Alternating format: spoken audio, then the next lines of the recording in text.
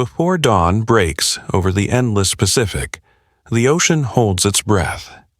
On the decks of 4 massive carriers, young Japanese pilots sit in silence, their hands trembling not from fear, but from the weight of destiny. The air smells of oil and salt. Engines rumble like distant thunder. Somewhere far beyond the horizon, unseen enemies are already preparing to strike. What was meant to be the Empire's crowning victory will soon turn to ashes. In less than 5 minutes, pride will meet reality, and history will turn its page with fire. Because in war, defeat often begins long before the first shot is fired. It begins in the mind that refuses to doubt itself. This is the story of Midway, the battle that broke an empire and changed the course of the world, not told through numbers or maps, but through the eyes of those who believed they could not lose. Their courage was real, their downfall inevitable. In the spring of 1942, the Empire of Japan stood at the height of its power. From the frozen Aleutians to the warm waters of Java, its flag flew over territories once thought untouchable. Newspapers in Tokyo proclaimed a new era of dominance. Citizens bowed before posters of heroes who had conquered Pearl Harbor and Singapore. Yet beneath the triumph, a shadow stirred. A quiet voice among the admirals warning that this rise could not last. Admiral Isoroku Yamamoto, the architect of Pearl Harbor, carried that burden alone. He had studied at Harvard, walked the shipyards of America, and knew what few of his peers dared admit. Japan had awakened a sleeping giant. "Give me 6 months of victory," he once told a prime minister, "and then I will have no confidence." 6 months had passed. His prophecy was about to come true. At the Imperial Navy's Grand Conference in Tokyo, Yamamoto faced resistance from his own general staff. They wanted to consolidate gains in the south, the Solomon Islands, New Guinea, perhaps Australia next. But Yamamoto's instincts screamed otherwise. America, he warned, was not a fading empire. It was an industrial storm. If Japan did not strike a decisive blow soon, the factories of Detroit and the shipyards of California would crush them by sheer weight of production. Thus was born Operation MI, the invasion of Midway, a tiny speck of coral and sand barely 6 square miles across, but to Yamamoto it was a trap worth setting. The plan was to lure the American carriers out from Pearl Harbor, destroy them, and secure permanent dominance over the Pacific. It was audacious, it was brilliant, and it was doomed.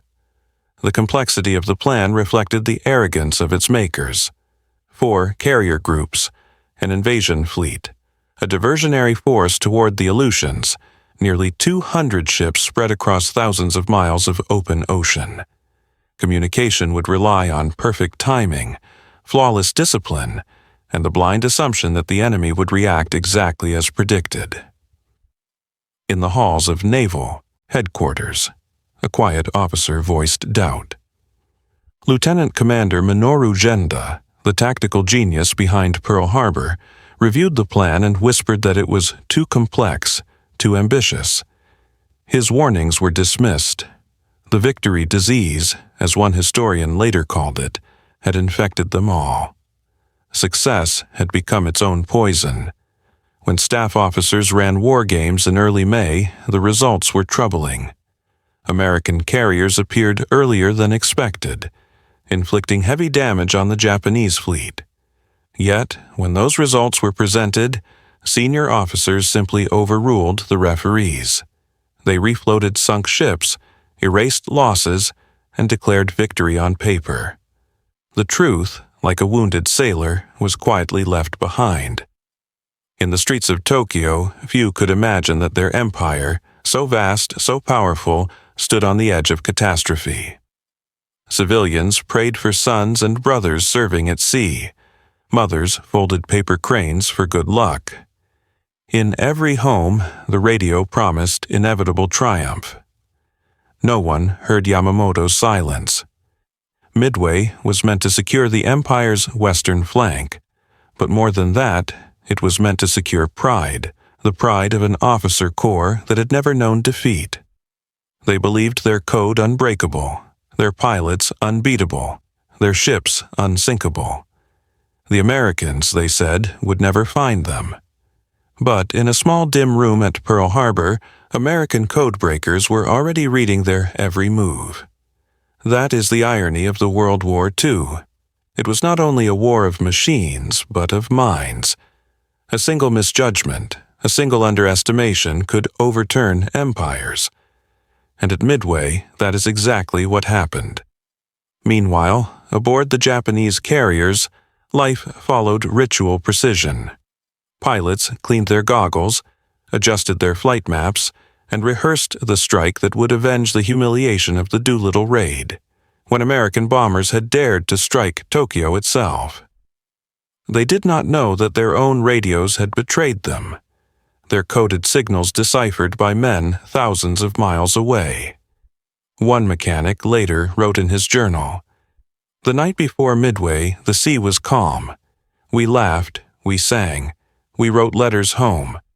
We believed the Emperor's luck was with us. How could we know that luck had already left?" In every war, there is a moment when belief becomes blindness. The Japanese Navy had reached that moment. Their admirals saw the Americans as cautious, slow, incapable of surprise. Their doctrine was built on formulas, perfect on paper, fatal in practice. As dawn approached on June 4, 1942, Admiral Chuichi Nagumo stood on the bridge of Akagi, his flagship, unaware that across the horizon 3 American carriers, Enterprise Hornet and Yorktown, were already turning into the wind. The trap he believed he had set for the Americans had already closed around him. For those on deck, the morning smelled of sea spray and engine oil.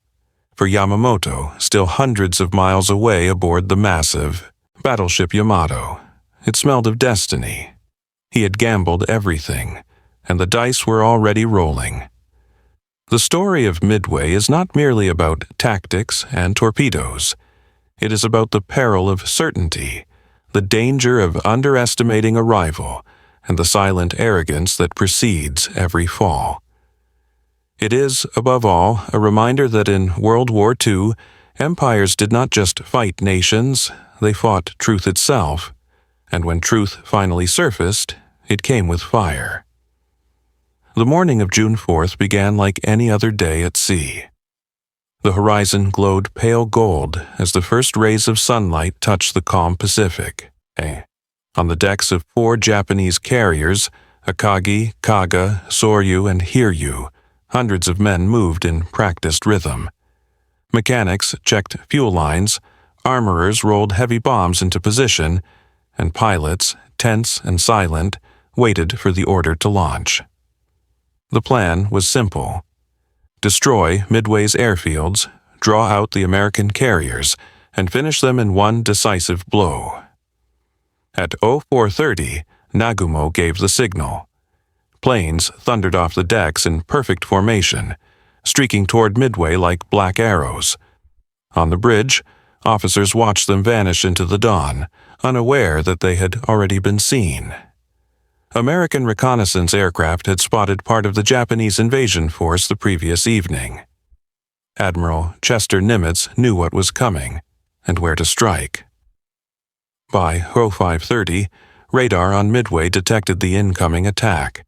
Sirens wailed, pilots scrambled. Old fighters, slow, underarmed, obsolete, rose into the sky to meet one of the most experienced air forces in the world. The battle that followed was brutal. American planes fell in flames, but they fought back fiercely, buying precious minutes. As Japanese bombs rained down on the island, they found not surrender, but resistance.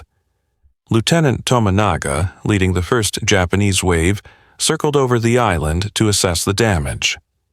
What he saw unsettled him. The runways were scarred, but still usable. Fuel tanks burned, but American planes continued to take off. Midway was bloodied, not broken. Tominaga radioed his report.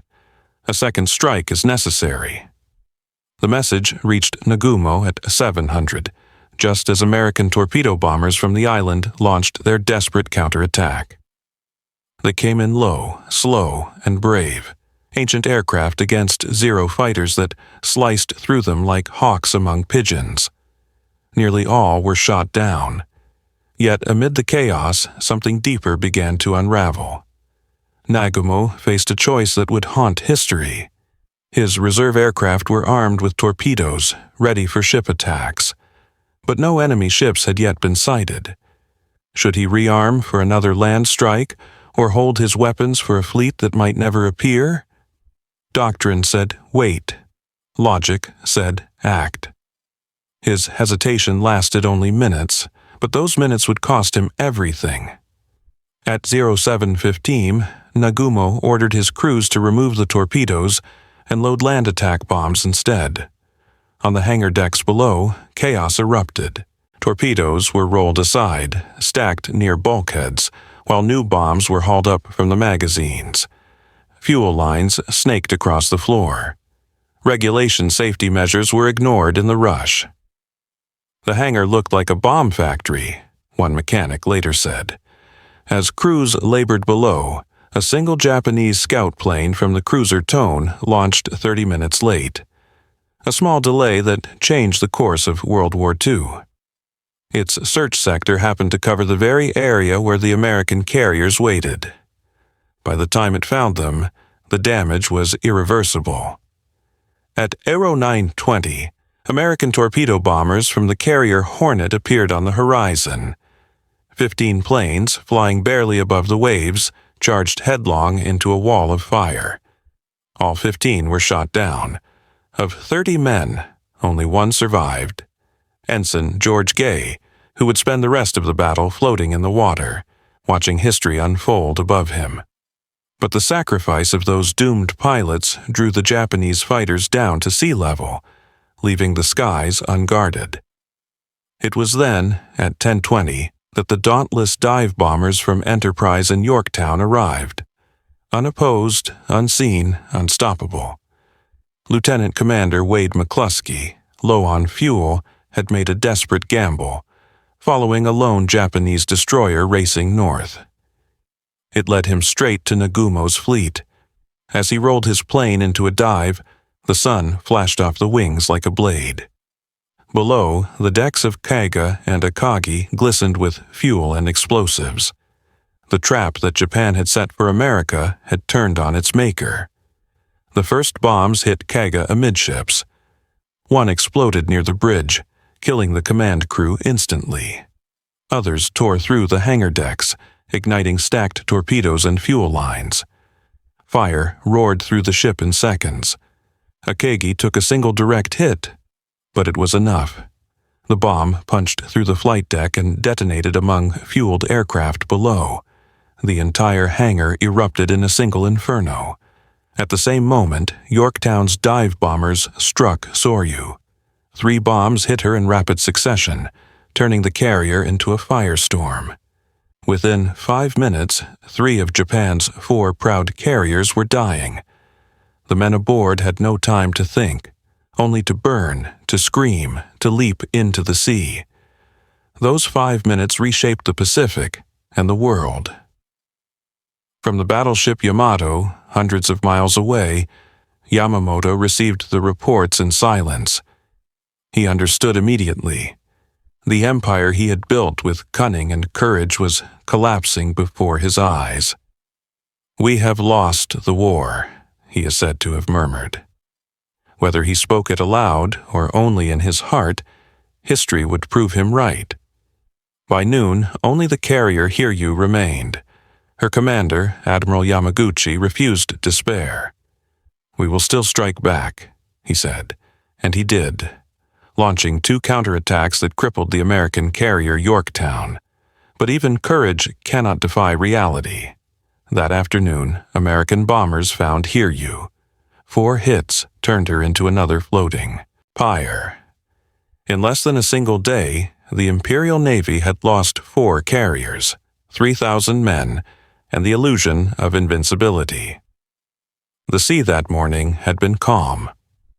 By nightfall, it was littered with burning oil and drifting bodies. When historians speak of turning points in World War II, they name Stalingrad, Normandy, El Alamein. But in truth, it was here, on this quiet stretch of ocean, that the tide truly turned. Not through numbers or luck, but through a chain of human choices. Hesitation, pride, and the fatal belief that destiny would always favor the bold. As the sun set over the Pacific, the fire still burned.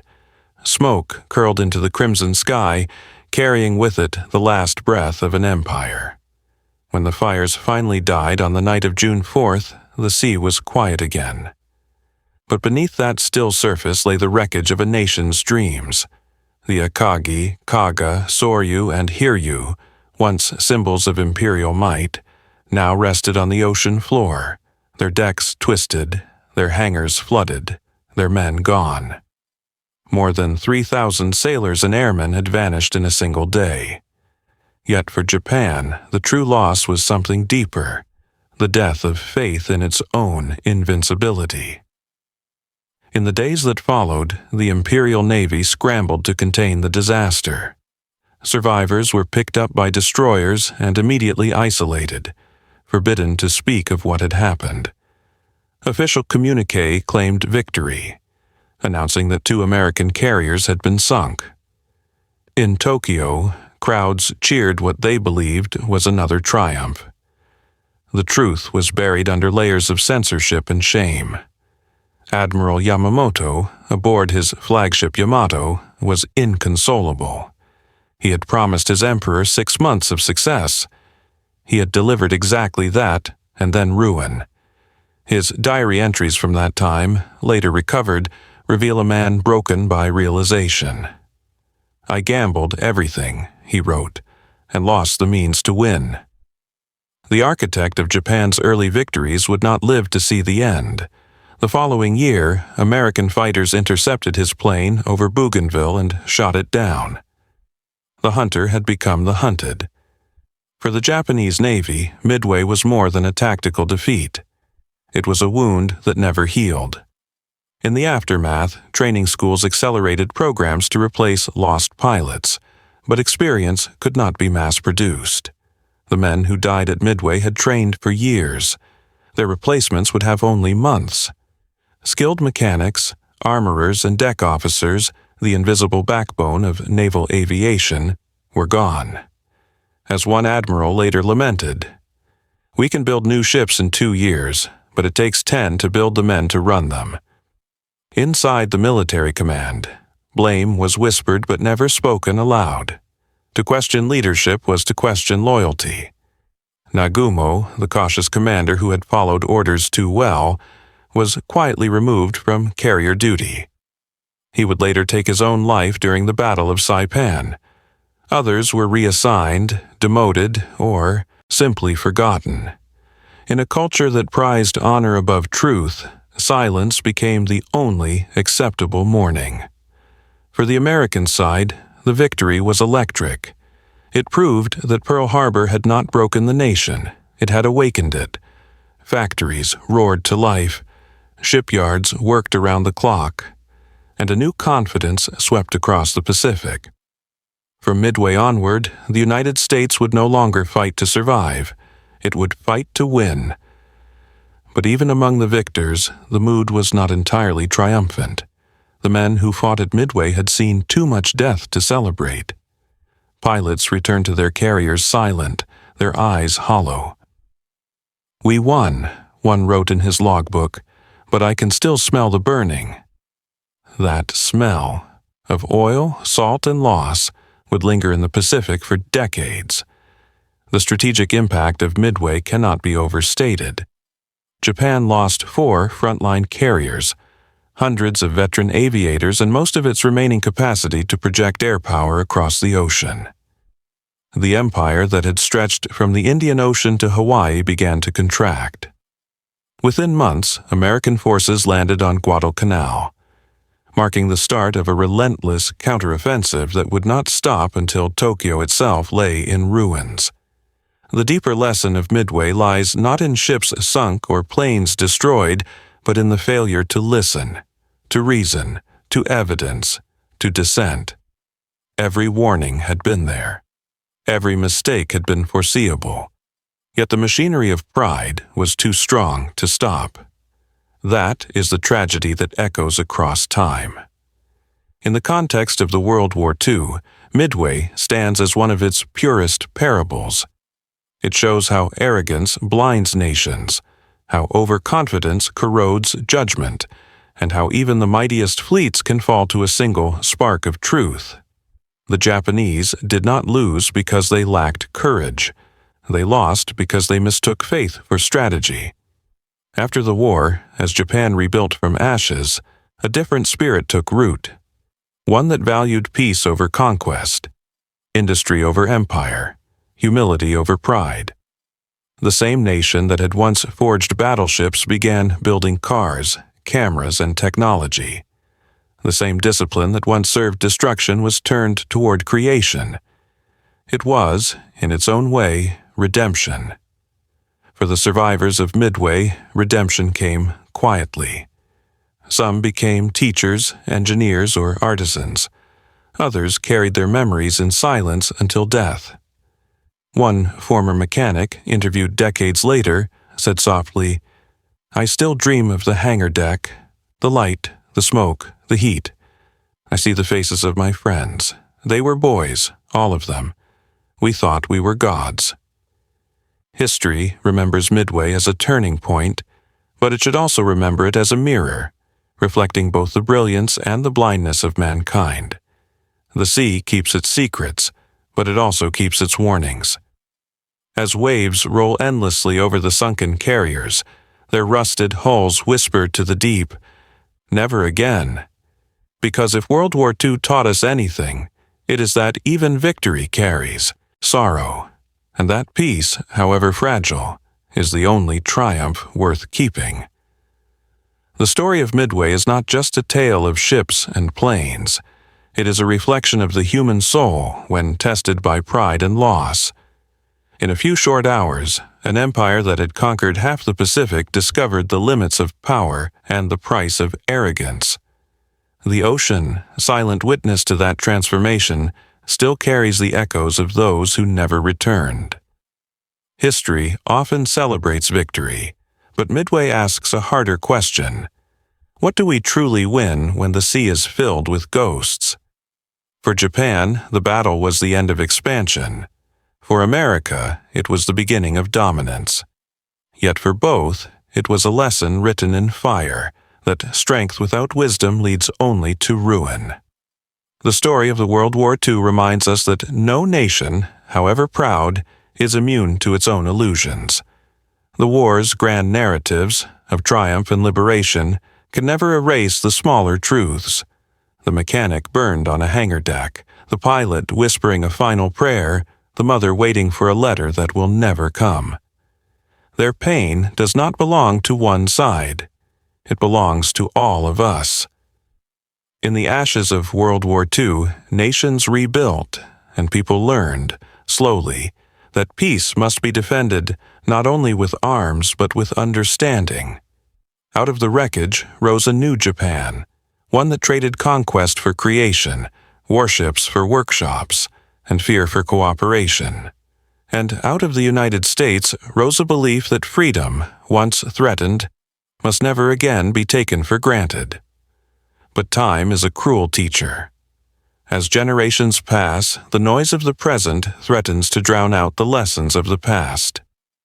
We forget how easily pride can disguise itself as purpose, how quickly security can turn into silence.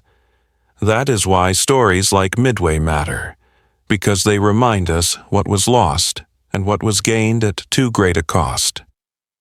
The legacy of World War II is not carved only in monuments or textbooks. It lives in the quiet conviction that peace is fragile, freedom is sacred, and justice demands courage. Those who fought and died beneath the waves did not choose the war that consumed them. but their sacrifice can still speak to us. Choose wisdom over anger, reason over rage, and compassion over conquest. So, as you finish this story, take a moment. Listen to the rhythm of the sea. It carries neither victory nor defeat, only the heartbeat of humanity. If this story touched your heart, do not let it fade into silence. Share it. Remember it. Because every voice that speaks for peace is one more that stands against war. Comment below. Fight for peace. Fight for justice. Fight for freedom.